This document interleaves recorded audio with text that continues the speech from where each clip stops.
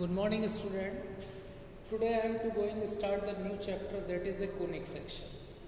Conic section को अगर हम लोग थियोरेटिकल वे में बताएं तो कोनिक सेक्शन एक ऐसे पॉइंट का लोकस है जो इस तरीके से मूव करता है कि उसका एक फिक्स पॉइंट से डिस्टेंस और फिक्स स्ट्रेट लाइन से डिस्टेंस का जो रेशियो है वो हमेशा कांस्टेंट होता है. Conic section is A locus of the point which moves such that its distance from the fixed point to its distance from the fixed straight line is always constant. If this ratio is equal to 1, then the locus of the moving point will be parabola. If this ratio is less than 1, then the locus of the moving point will be ellipse. If this ratio is greater than 1, then the locus of the moving point will be hyperbola. लेकिन इसको थोड़ा practical way में अगर हम समझें तो practical way में समझने के लिए हम लोगों को पहले कोन थोड़ा रिवाइज करना पड़ेगा. स्टूडेंट क्लास 10th में आप लोगों ने कोन पढ़ा था. तो कोन क्या है? This is a cone ABC. This line AO, this line AO is called the axis of the कोन. और कोन का जो बेस है वो सर्कुलर है.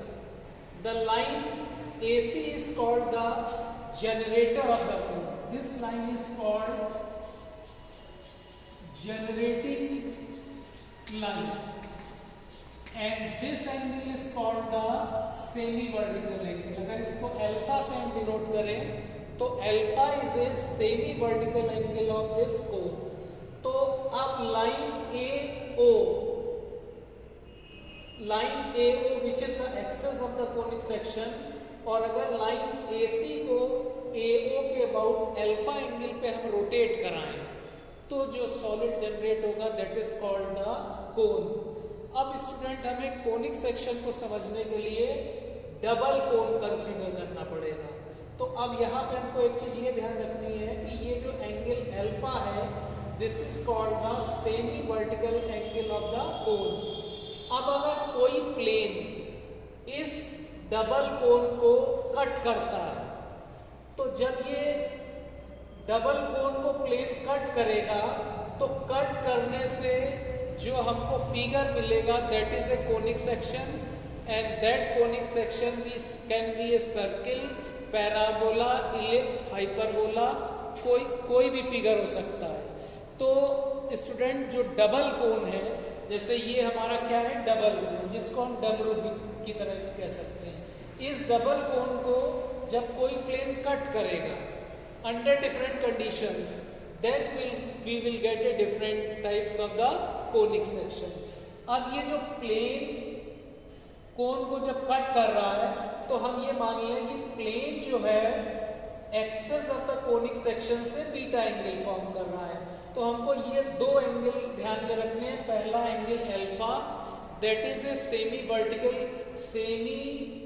Vertical angle of the cone, and beta is the cone at which plane intersect the axis of the cone, या plane कोन के access के साथ जो एंगल फॉर्म कर रहा है दैट इज ए बीटा.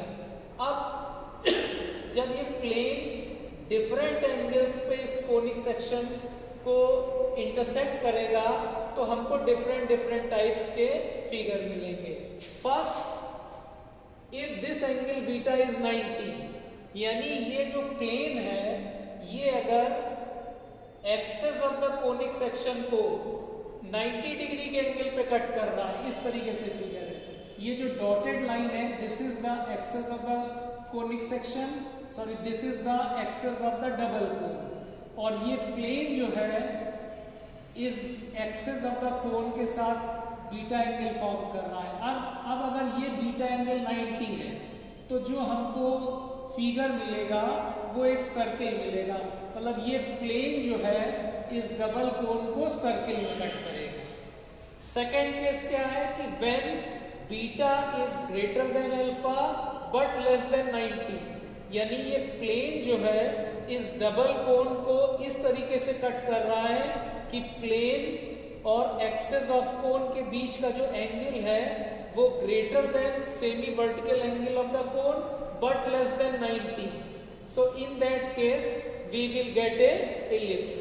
तो सर्किल के केस में क्या है कि जो एंगल है बीटा वो 90 होगा, और इलिप्स के केस में क्या है कि बीटा की वैल्यू अल्फा से 90 के बीच में लाई करनी चाहिए। अब थर्ड केस क्या है कि अगर alpha is equal to beta हो जाए, तो थर्ड केस को समझने के लिए हम लोग एक दूसरा डायग्राम फॉर्म करेंगे। तो थर्ड केस में when beta is equal to alpha, यानी प्लेन जो है ये डबल कोन है हमारा, this is the double cone and axis of the double cone is represented by dotted line।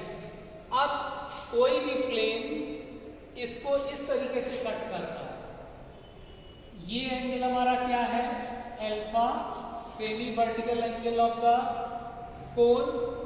अब कोई प्लेन जो है वो इसको इस तरीके से कट कर रहा है, this is the plane and which is cutting the double cone, कि ये जो प्लेन का जो एंगल है वो बीटा है।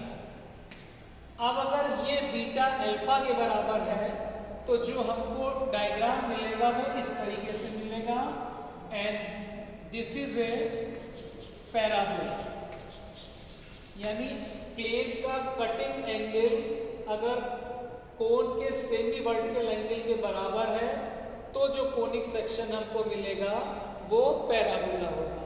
अब थर्ड एक फोर्थ सेक्शन ये है कि अगर बीटा की वैल्यू ग्रेटर देन 0 है और less than alpha, if beta is greater than और equal to 0 but less than alpha, तो उस केस में हम अगर डायग्राम बनाएं तो ये हमारा डबल कोन है, और this dotted line is the axis of the cone.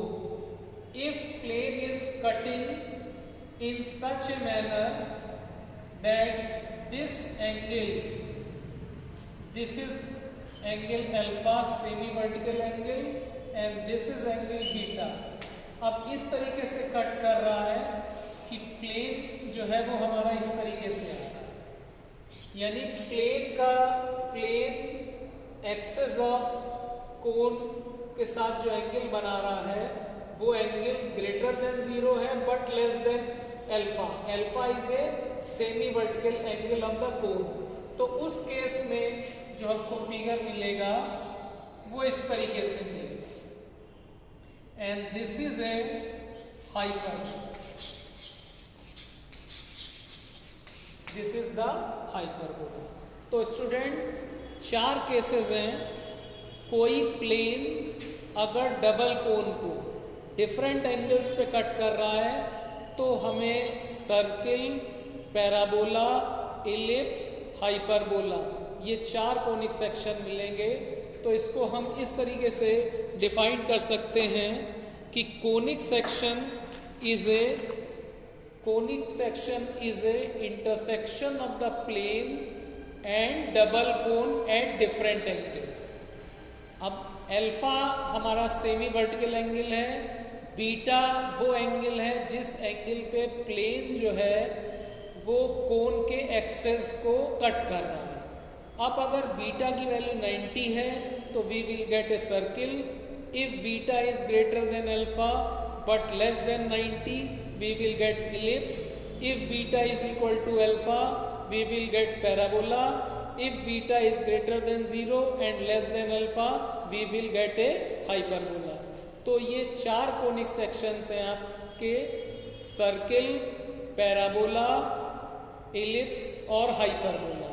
In 4 conic sections को आप लोग को पढ़ना है और इन कोनिक सेक्शंस की स्टैंडर्ड इक्वेशंस जो हैं वो आपके सिलेबस में हैं, और कोनिक सेक्शंस के जो भी फार्मूले हैं वो आप डायरेक्ट अप्लाई करेंगे। किसी भी फार्मूले की प्रूविंग जो है वो आपके सिलेबस में नहीं है।